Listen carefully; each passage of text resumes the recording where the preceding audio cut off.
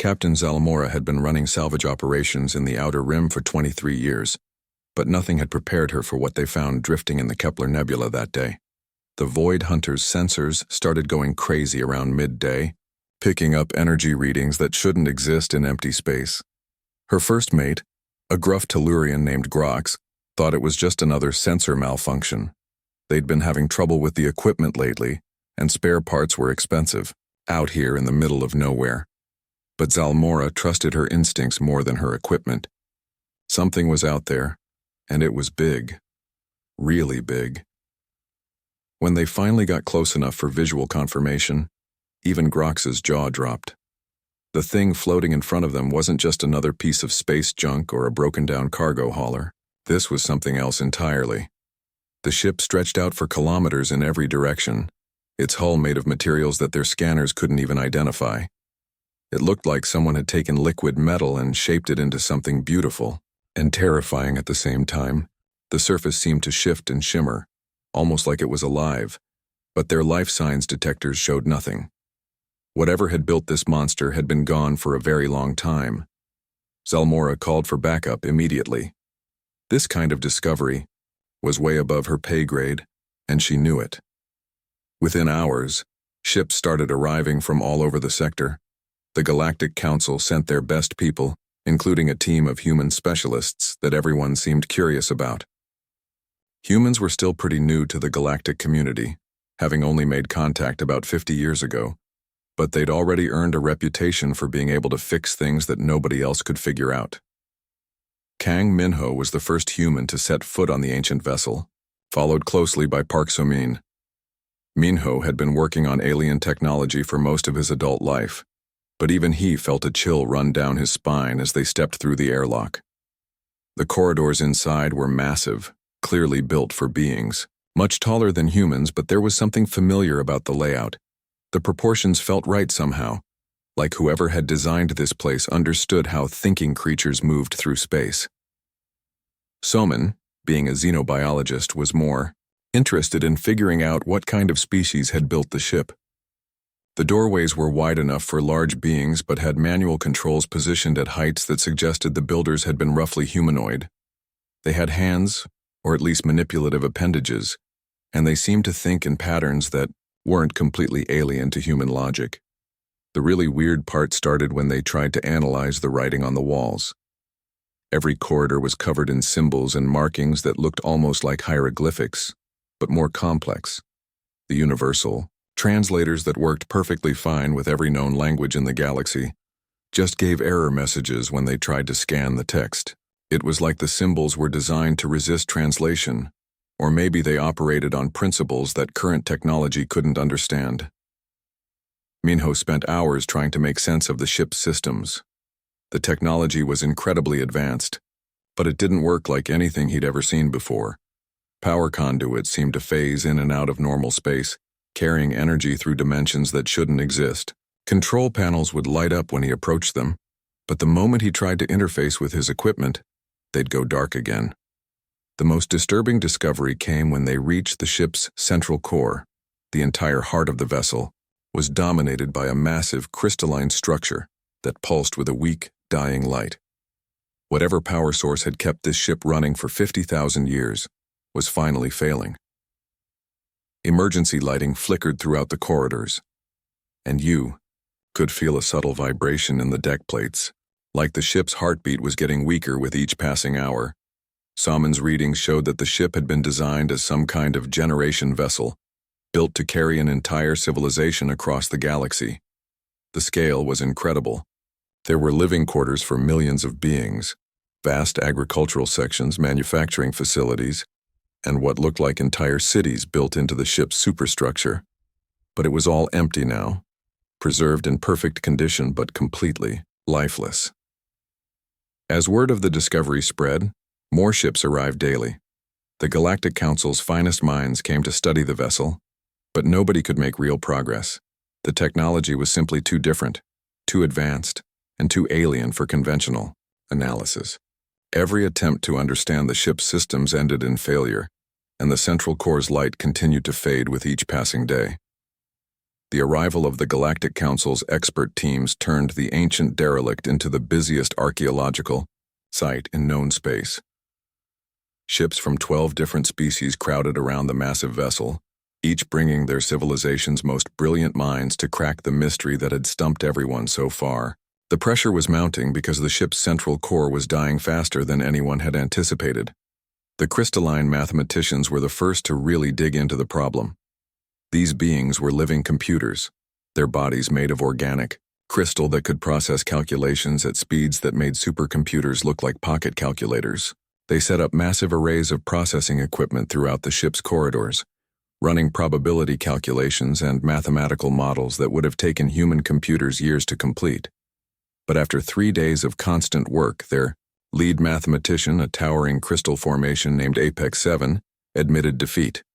The ship's technology didn't follow any mathematical principles they could recognize. It was like trying to solve an equation where the numbers kept changing the rules of math itself. Next came the hive mind technicians from the Kepler Collective. These were thousands of small, insect-like creatures that shared one massive intelligence, allowing them to work on multiple problems simultaneously while maintaining perfect coordination. They swarmed over the ship's systems like a living carpet, their tiny manipulator arms probing every circuit and connection they could find. The hive mind could process information from thousands of different points at once, giving them an understanding of complex systems that no individual mind could match, but even they hit a wall. The ship's circuits seemed to exist in multiple dimensions at the same time, and every time the hive mind thought they'd mapped a connection, it would shift into a configuration that shouldn't be physically possible. For energy-based nebula entities were perhaps the strangest of all the experts. These beings existed as pure consciousness within clouds of ionized gas, able to interface directly with energy systems without any physical tools. They could literally become one with the ship's power grid, experiencing the flow of energy as naturally as humans experience breathing. But when they tried to merge with the ancient vessel's power systems, something went wrong. The entities reported feeling lost in a maze of energy that folded back on itself, creating loops and patterns that defied every law of physics they knew. One of them, a being that called itself Drift Among Stars, described the experience as trying to swim through liquid lightning that kept changing into something else entirely. Li Jiwan watched all of these failures with growing interest. She was part of the human engineering team, but unlike her colleagues who were focused on the big picture, Jiwan had always been someone who noticed small details. While the other species brought massive processing power and exotic abilities to the problem, she spent her time just observing how the ship responded to different approaches. What she noticed was subtle, but important. The ship's interfaces seemed to be waiting for something specific. When the crystalline mathematicians approached a control panel, it would light up briefly and then shut down when their geometric appendages tried to manipulate the controls. The hive mind's tiny manipulators could activate systems, but the ship would immediately lock them out when it detected their shared consciousness. The nebula entities could make contact with the power grid, but the ship would redirect energy away from any system they tried to access. But when Jiwan approached the same interfaces, something different happened. The panels would stay active longer, and she could almost feel the ship trying to communicate with her. It was like the technology was designed for beings with individual consciousness, but also the ability to think flexibly and adapt quickly to new situations. The manual controls required not just the right physical form, but the right kind of mind behind them. The ship's power situation was getting desperate. The central core's crystalline structure had dimmed to barely a whisper of its original brightness, and sections of the vessel were starting to shut down completely. The environmental systems were failing in some areas, and the emergency lighting was becoming more sporadic. Whatever had kept this ship running for 50,000 years was finally reaching the end of its operational life. Every conventional approach had failed spectacularly. The other species had thrown their most advanced technology at the problem, but the ancient vessels seemed to operate on principles that were fundamentally incompatible with current galactic understanding. Energy flowed through dimensions that modern physics said couldn't exist, and control systems responded to inputs that seemed to have more to do with the operator's mindset than their technical knowledge. Jiwon began to suspect that the key wasn't just technical skill or raw processing power. The ship seemed to be testing something else entirely, something that had more to do with how a mind approached problems than what tools it had available. When the research vessel Pioneer arrived at the derelict site, most of the other species barely looked up from their work. Humans were still considered the new kids on the galactic block, having only joined the interstellar community a few decades ago. While other civilizations had been exploring space for thousands of years, humans were still figuring out how to operate alien technology without breaking it. Commander Kim Dong-yun didn't let the dismissive attitudes bother him. He'd dealt with skepticism before, especially during his early days working on mixed-species engineering projects. Other races often saw humans as clumsy and impulsive, lacking the mathematical precision of the crystallines or the collective intelligence of the hive minds. But Dong-yun had learned that sometimes being underestimated was actually an advantage. His team was small, but experienced. Choi Hana had spent years analyzing alien computer systems, developing an almost intuitive understanding of how different species approached information processing. She could look at a control interface and often figure out how it worked just by observing the patterns and layouts. Yoon Jae-hyuk was their technical specialist, the kind of engineer who could jury-rig a solution using spare parts and creative thinking when the proper tools weren't available. The first sign that something was different came when they boarded the ancient vessel. As soon as Dong-yun stepped through the airlock, several dormant panels along the corridor suddenly flickered to life. At first, everyone assumed it was just a coincidence, but as the human team moved deeper into the ship, more systems began activating around them. Hana was the first to realize what was happening. She'd been watching the other species work for days, noting how the ship's interfaces would briefly respond to their presence before shutting down again. But when she approached the same control panels, they stayed active. More than that, they seemed to be trying to communicate with her, displaying symbols and patterns that shifted and changed as if responding to her attention. The other experts initially dismissed these activations as random system fluctuations. After all, what could primitive humans accomplish that the galaxy's most advanced minds couldn't? But as more and more systems came online in response to human presence, even the skeptics had to admit something unusual was happening. Jae-hyuk made the next breakthrough while examining what appeared to be a maintenance access panel. The other species had tried to interface with it using their specialized equipment, but the panel had remained stubbornly inactive. When Jae-hyuk simply placed his hand on the surface and applied gentle pressure in different areas, the panel suddenly opened, revealing a complex array of controls underneath. What fascinated him was how intuitive the layout seemed. The controls were positioned exactly where human hands would naturally expect to find them, and the sequences needed to operate them felt logical rather than arbitrary.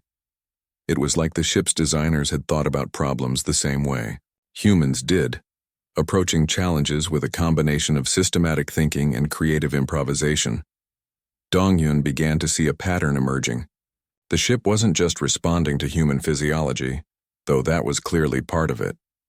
The interfaces seemed designed for beings with individual consciousness who could think independently while still working as part of a team. The controls required the kind of flexible, adaptive thinking that humans had developed over millions of years of evolution on a challenging and unpredictable world. Hana discovered that the ship's computer systems operated on principles that were surprisingly familiar to human cognitive patterns. While other species tried to understand every component before attempting to use the technology, she found that the ship responded better to a more intuitive approach. When she stopped trying to analyze every symbol and instead trusted her instincts about what they might mean, the interfaces became more responsive. The breakthrough moment came when Jae-hyuk was working on a particularly complex control array that had stumped everyone else. Instead of following the methodical approaches that the other species preferred, he started experimenting with different combinations of inputs, basically playing with the system to see what would happen. To everyone's amazement, the array suddenly came fully online, displaying information that had been locked away for 50,000 years. What they found was incredible. The ship's builders, who called themselves the architects, had indeed shared remarkable similarities with humans. They were bipedal, had manipulative appendages similar to human hands, and most importantly, they approached problems with the same kind of creative flexibility that characterized human thinking. They weren't the galaxy's best mathematicians or most powerful processors, but they were incredibly good at finding unexpected solutions to impossible problems. The architects had built their ship to recognize these traits in other species. The technology was designed to respond not just to the right physical characteristics, but to the right kind of mindset. It was looking for beings who could think outside established patterns, who could adapt quickly to new situations, and who could balance individual creativity with cooperative teamwork. As more systems came online under human operation, the other species began to realize that they'd been approaching the problem completely wrong. The ship wasn't a puzzle to be solved through pure analytical power. It was a test, designed to identify species that shared the architect's fundamental approach to existence. The deeper the human team penetrated into the ship's core systems, the more disturbing their discoveries became. What they initially thought was an empty generation ship turned out to be something far more complex and haunting. Hidden behind layers of security that only responded to human touch, they found vast chambers filled with crystalline pods, each one containing a perfectly preserved being in some kind of suspended animation. Shin Minji was the first to understand what they were looking at. As the team's lead engineer, she'd seen plenty of alien technology, but nothing had prepared her for the sight of thousands upon thousands of sleeping figures arranged in perfect rows throughout the ship's lower levels. These weren't corpses or museum displays. These beings were alive, their vital signs barely detectable but still present after 50 millennia of artificial sleep.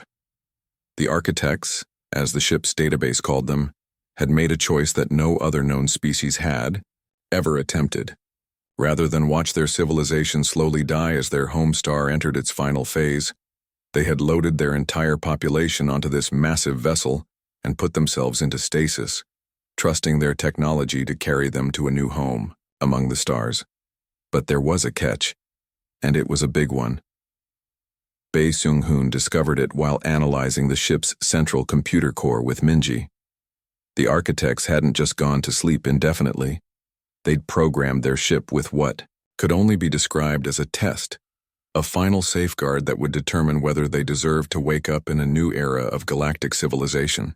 The ship's systems were designed to shut down permanently if they weren't awakened within a specific time frame by beings who met very particular criteria. It wasn't enough to simply be intelligent or technologically advanced. The architects had been surrounded by species that met those basic requirements.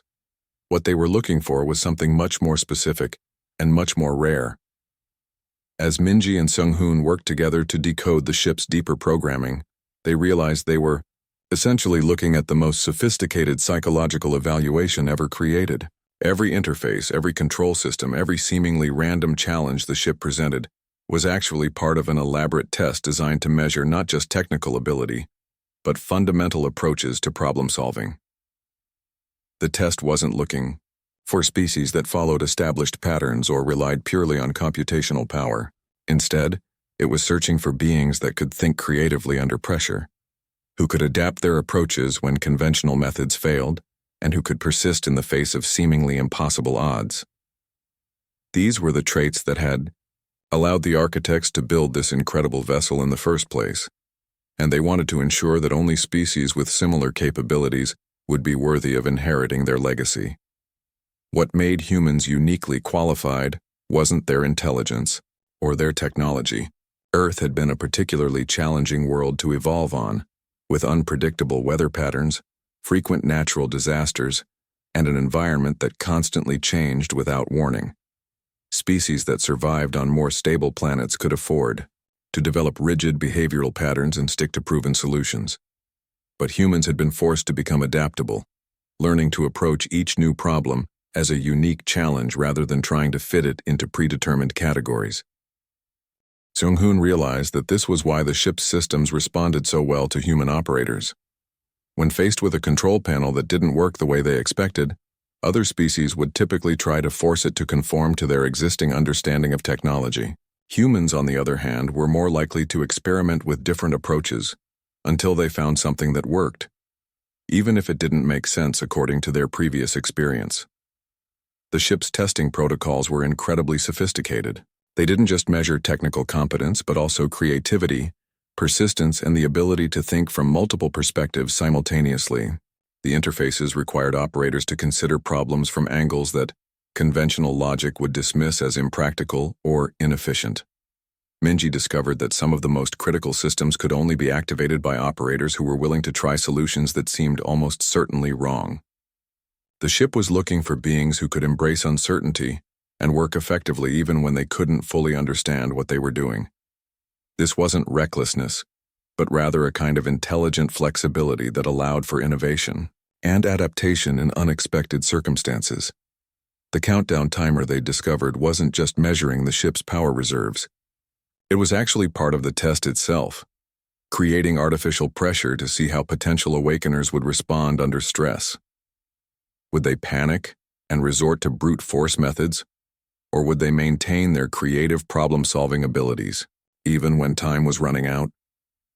As the human team worked to understand more of the ship's systems, they began to realize the full scope of what the architects had created.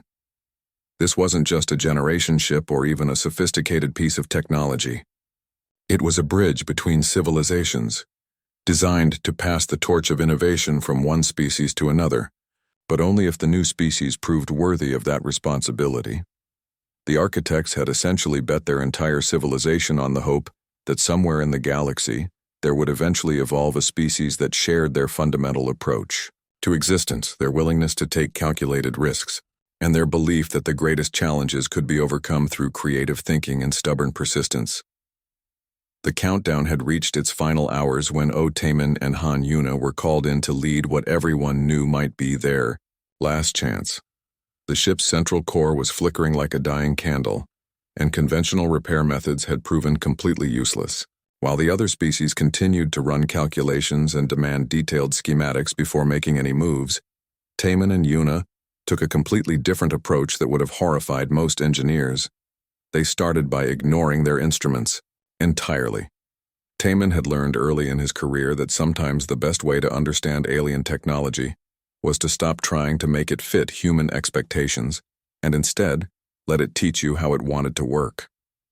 As he and Yuna made their way through the ship's increasingly unstable corridors, they relied more on instinct than analysis, following power fluctuations and system responses that their equipment couldn't even detect. The ship seemed to be testing them right up until the final moments. Control panels would flicker to life just long enough for them to glimpse potential solutions before going dark again. Energy conduits would shift their configurations while they watched, forcing them to constantly adapt their repair strategies. It was like trying to fix a puzzle that kept changing its rules, but somehow Taemin and Yuna found themselves thinking several steps ahead of the ship's modifications. Yuna discovered that the key wasn't to fight the ship's chaotic behavior, but to work with it. When a critical power junction started phasing in and out of normal space, instead of trying to stabilize it with conventional methods, she began anticipating its phase shifts and routing power through alternative pathways during the brief moments when connections were possible. It was like performing surgery on a patient who kept moving, requiring perfect timing and absolute trust in her instincts. The other species watched in amazement and horror as the humans began jury-rigging solutions that violated every engineering principle they knew. Taemin bypassed entire damaged sections by creating power bridges using materials that shouldn't have been compatible with the ship's systems. Yuna rerouted critical functions through backup systems that the ship's original designers had probably never intended for that purpose. What looked like dangerous improvisation to outside observers was actually something much more sophisticated. The humans weren't just randomly trying things until something worked. They were having a conversation with the ship itself, learning its patterns and responding to its needs in real time. Every modification they made was based on feedback from the ship's systems, creating a collaborative repair process that was part technical work and part intuitive dance. As they worked deeper into the ship's core systems, something remarkable began to happen. The ancient vessel started responding, not just to their repairs but to their presence itself. Systems that had been dormant for millennia suddenly came online, and the ship's central consciousness began to stir for the first time in 50,000 years.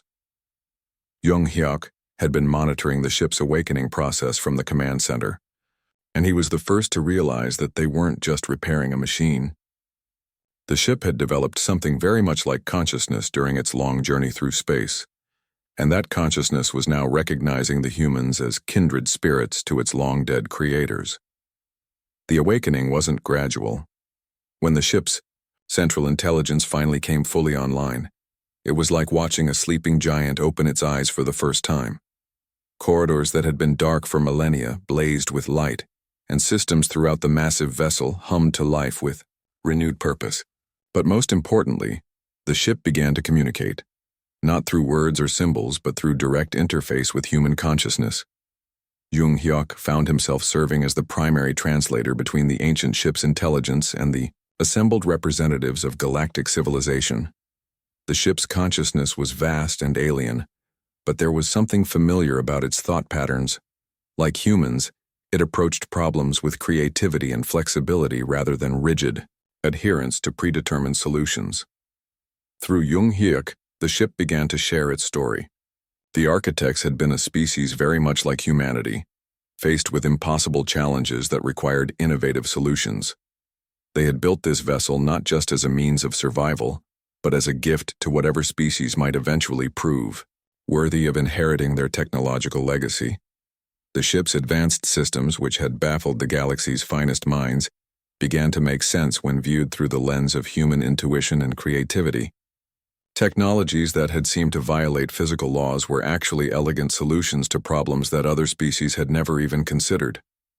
The architects had learned to work with the universe rather than against it, finding ways to bend reality without breaking it. As news of the successful awakening spread throughout the galaxy, representatives from dozens of species arrived to witness what many were calling the most significant technological discovery in galactic history. But the ship's consciousness made it clear that its gifts would only be shared through human intermediaries, recognizing in humanity the same spark of creative problem-solving that had once driven the architects to achieve the impossible. The dying relic had become a bridge between ages, connecting the galaxy's past with its future through the unique capabilities of the human species.